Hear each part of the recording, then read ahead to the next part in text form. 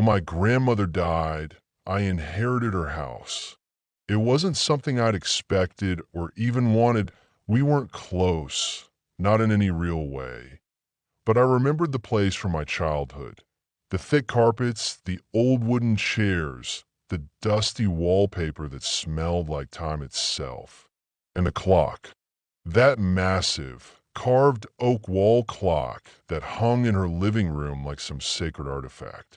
It ticked so loud you could hear it in every room. As a kid, I'd hated it. The sound, the chimes, the way the pendulum swayed like it was keeping a secret. 20 years later, it still worked. And the moment I stepped into that house again, the first thing I heard was that tick, tick, tick. I only planned to stay for a weekend, go through her things, decide what to sell, and maybe keep a few sentimental items. The house felt heavier than I remembered, like it didn't want to let anything go. On the second day, I found the box. It was up in the attic. 3 cardboard boxes lined the far wall, stacked neatly. 2 of them were filled with letters, photos, small glass trinkets. But the third one was different. Inside, cushioned in old lace, was a small black lacquered box. It had no hinges, no lock, no visible seam. It looked polished, untouched by dust, almost new, which was strange considering nothing else in the attic had escaped age. I tried to open it, but the lid wouldn't move. No matter how I pried, twisted, pulled, it remained perfectly sealed. So I brought it downstairs and placed it on the side table right next to the clock. That's when things started to feel off. The moment the box touched the table, the clock ticked louder. Not faster, just louder. And when I looked at it, the hands didn't seem to be moving steadily anymore. They twitched, ticked forward, then back, then froze, then suddenly jumped ahead 5 minutes. I told myself it was a mechanical glitch. Old clock, old gears, that was all. But that night, I couldn't sleep. At exactly midnight, the clock struck once, and then sighed. I sat upright on the couch, staring into the dark living room. I swear to you, it sighed, like a breath, slow, long, as if something inside the wood had just exhaled. I got up and approached it. The pendulum swung, smooth, silent, but on the glass panel, faintly etched in condensation, was a single letter. Oh, I blinked. By morning, it was gone. The next day, I picked up the box again. It felt warm. I put my ear to it and heard a slow, steady tapping, like a heartbeat or a pendulum. I carried it back upstairs and placed it in the attic. As soon as I let go, the ticking stopped. The entire house fell into silence. I rushed back down. The clock was dead, hands frozen at 3:12. The pendulum still. I didn't realize I was standing in front of it for several minutes. I felt like I'd missed time, like something had happened, and I'd just forgotten.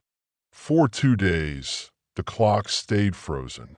Then one night I heard it again, but not from downstairs.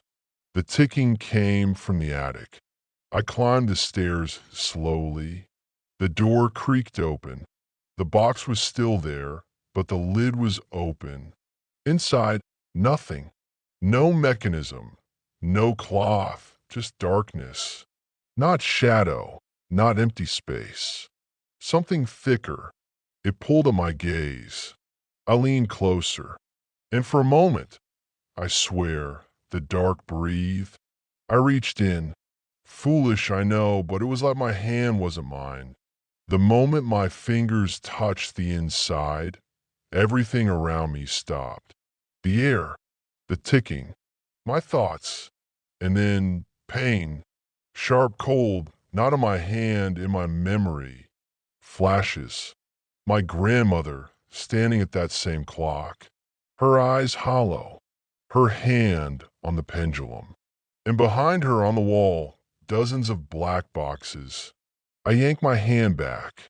It was wet, but not with water. Something thick clung to my skin.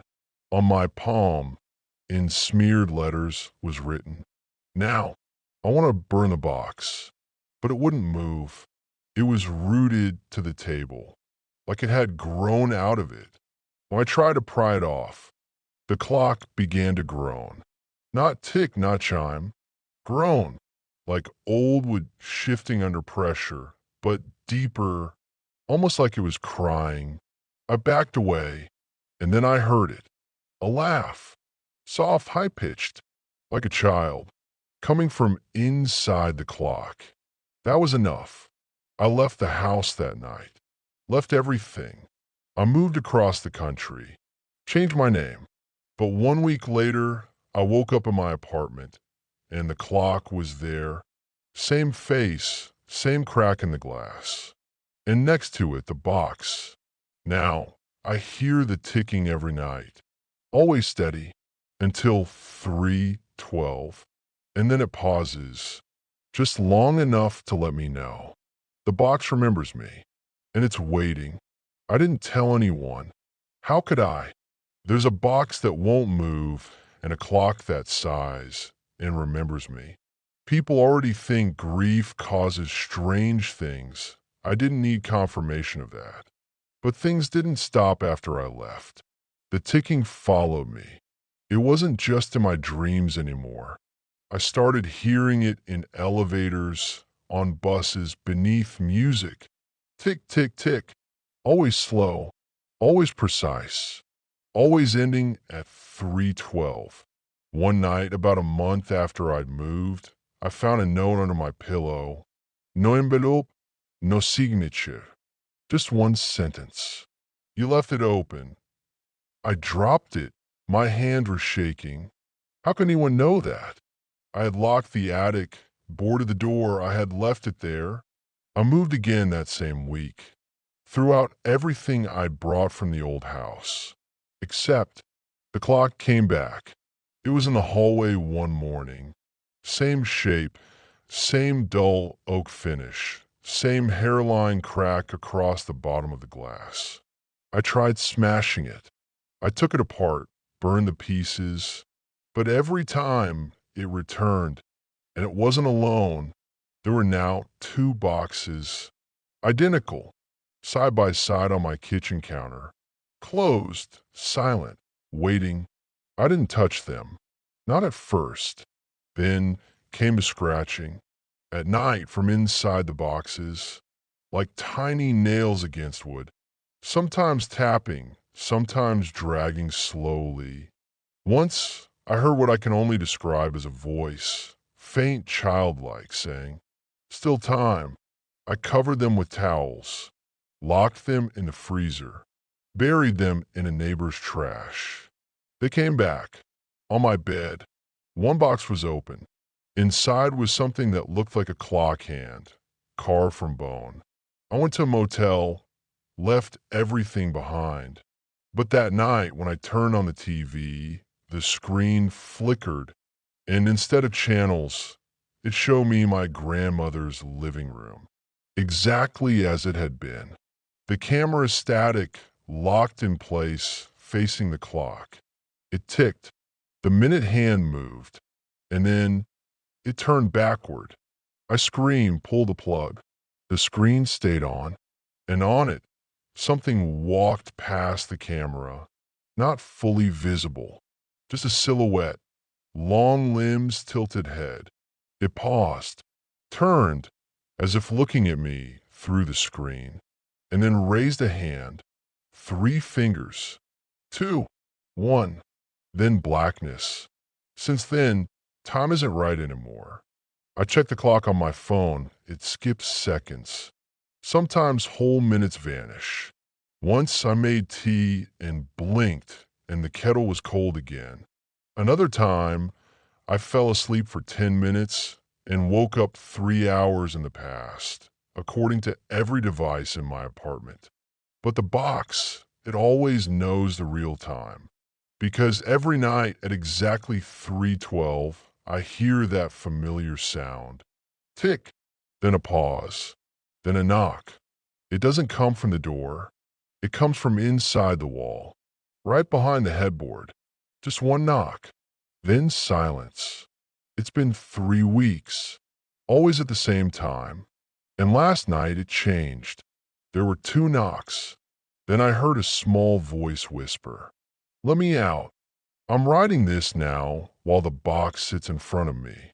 Still closed, still beautiful, still terrifying. I don't know how many boxes there are now.